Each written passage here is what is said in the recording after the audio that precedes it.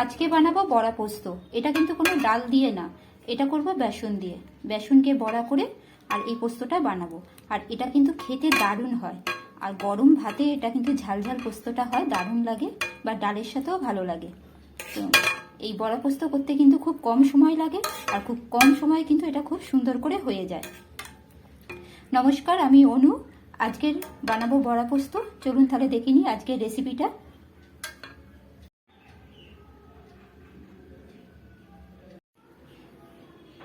বড়া পোস্ত বানানোর জন্য এই কাজটা আমাদের সবার আগে করে নিতে হবে। আমি এখানে একটা বাটিতে 100 গ্রামের মতো বেসন নিয়েছি, আর দেব অল্প একটু নুন, দিয়ে দেবো একটুখানি হলুদ, আর একটু লঙ্কার গুঁড়ো, একটু ঝালের জন্য অল্প একটু দেবো লঙ্কার গুঁড়ো, আর খুব সামান্য চিনি। এইটা দিয়ে প্রথমে এইটাকে ভালো করে একটা পেস্ট বানিয়ে নিতে হবে। তো এটা না হবে পাতলা, না হবে খুব শক্ত। এখন যেহেতু আমি এর মধ্যে নুন দিয়েছি, তাই আমি অল্প জল দিয়ে এটাকে ভালো করে মেখে রাখবো। কিন্তু খুব পাতলা করব না, যেহেতু নুন দেওয়া আছে, পরে এটা থেকে জল ছাড়বে। আর আধ ঘন্টা এটাকে এইভাবেই মেখে চাপা দিয়ে রেখে দিতে হবে। তখন যদি মনে হয় আধ ঘন্টা পরে যে এর মধ্যে আরেকটু জল লাগবে, তখন আমরা এর মধ্যে আরেকটু জল অ্যাড করব। নাহলে এটাকে আমি শক্ত করেই এখন মেখে রেখে দিলাম। আধ ঘন্টা এটাকে ভিজিয়ে এভাবে রেখে দেবো।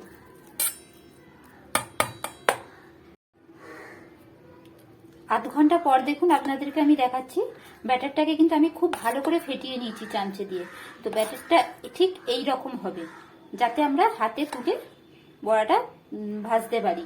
আর বড়া যদি এই ফেটানোটা ঠিক না হয়, তাহলে কি হবে, বড়াটা যখন আমরা ভাজবো, তারপর যখন আমরা দেবো ঝোলের মধ্যে, তখন সেটা শক্ত হয়ে যাবে, খেতে ভালো লাগবে না।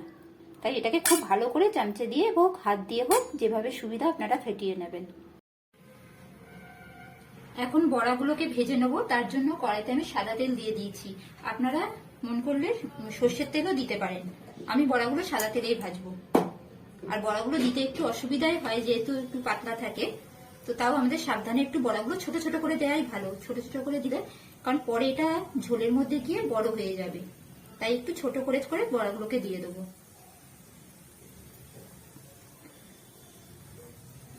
সব বড়াগুলোকে আমি আস্তে আস্তে দিতে থাকবো।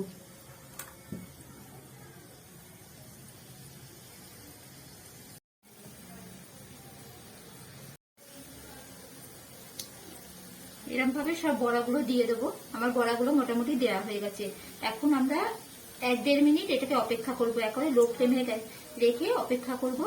কারণ এখন একদমই নাড়া যাবে না, যেহেতু বেসন, এটা একেবারেই ঘেটে যাবে।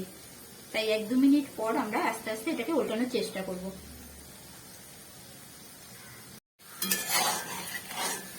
1 মিনিট পর আমি বড়াগুলোকে উল্টে দিলাম। আর এখনই বড়াগুলো দেখুন কেমন ফুলে গেছে।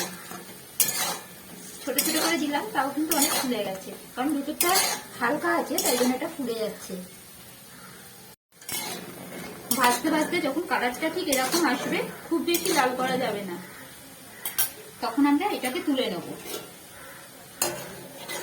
বড়াগুলোকে আমরা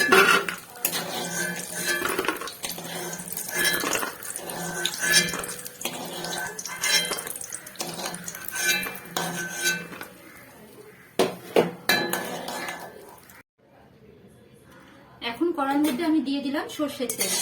আমি বড়াটা সাদা তেলে ভেজে নিয়েছি, কিন্তু রান্নাটা এখন আমি সর্ষের তেলে করব। এর মধ্যে আমি দিয়ে দেবো 2টো শুকনো লঙ্কা আর অল্প একটু কালো জিরে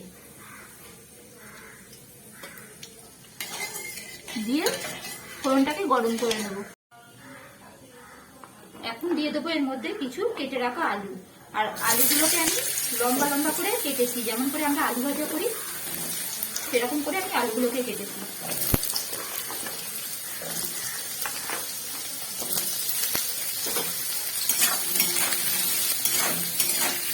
দিয়ে একটু নাড়াচাড়া করে নেব।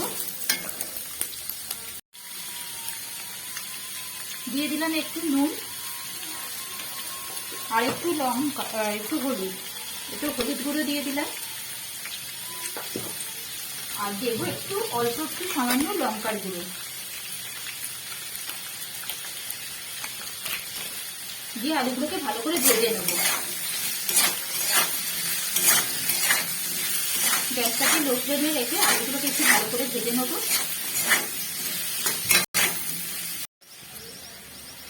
আলুগুলো এখন ভালোভাবে ভাজা হয়ে গেছে। এর মধ্যে আমি এখন দিয়ে দেবো বেটে রাখা পোস্ত।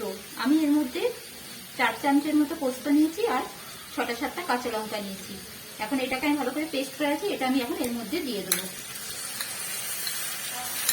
দিয়ে আবার একটু ভালো করে নাড়াচাড়া করে একটু রান্না করে নেব। পোস্তটা একটু ভাজা ভাজা হয়ে যাবে,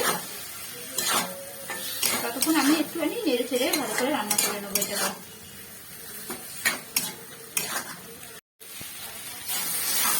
পোস্তটা ভাজা ভাজা হয়ে গেছে আলুর সাথে। এখন আমি এর মধ্যে জল দিয়ে দেবো, কারণ পোস্ত যদি খুব বেশি ভাজি তাহলে পোস্তর যে গন্ধটা সেটা চলে যায়। তাই এখন আমি এর মধ্যে দিয়ে দেবো 2 কাপ জল। আর জলের পরিমাণটা একটু বেশিই দিতে হবে, কারণ এখানে যখন আমি বড়াগুলো দেবো, বড়াগুলো জলটা টেনে নেবে।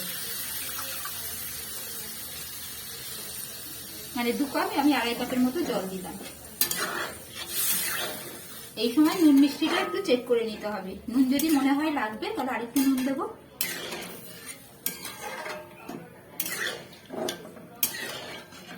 এখন এটাকে অল্প ফুটিয়ে নেব, নিয়ে 1 মিনিট 2 মিনিটের মতো আমি চাপা দিয়ে দেবো। গ্যাসটাকে কমিয়ে তখন চাপা দিয়ে রাখবো।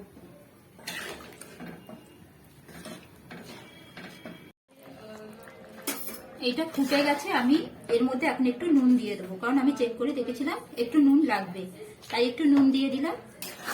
আর আলুগুলো এখন মোটা সেদ্ধই হয়ে গেছে, ভাজার সময় সেদ্ধ হয়ে গেছে। তাও আমি 1 মিনিটের মতো এটাকে চাপা দিয়ে রাখবো লো ফ্লেমে।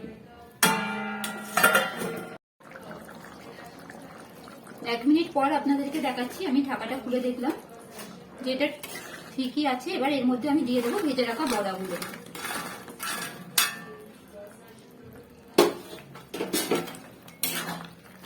বড়াগুলো দিয়ে কিন্তু বেশিক্ষণ ফোটানো যাবে না। বড়াগুলো দিয়ে আমি একবার ফুটিয়ে নেবো, ফুটিয়ে নিয়ে আমি কিন্তু সঙ্গে সঙ্গে চাপা দিয়ে দেবো, গ্যাস বন্ধ করে দেবো, কারণ বড়াগুলোর সঙ্গে সঙ্গে জলটা কিন্তু টেনে নেয়। তাই জলের পরিমাণটা এখানে একটু বেশিই দিতে হবে। বড়াগুলো দিয়ে দিয়েছি, এবার এটা একটু ফুটবে। আর আমি এখন দিয়ে দেবো একটু সর্ষের তেল।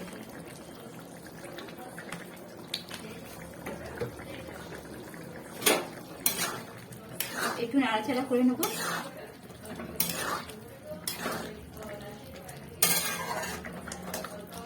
রেডি হয়ে গেল আজকের বড়া পোস্ত।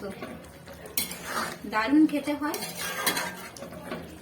দেখুন এই অবস্থাতে আমি এখন গ্যাসটাকে অফ করে দেবো।